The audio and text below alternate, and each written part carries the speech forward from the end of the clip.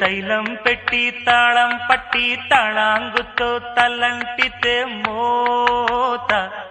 ఇది ఒళ్ళే రుద్ది బుద్ధే శుద్ధి చేసే కొద్ది తమాషలే తీత ఓ నమః శివాయ ఒంట్లో వేడే మాయం తమ కాస్తో కూస్తో అయ్యిందంటే హాయేనండి గాయం ఓ నమః శివాయ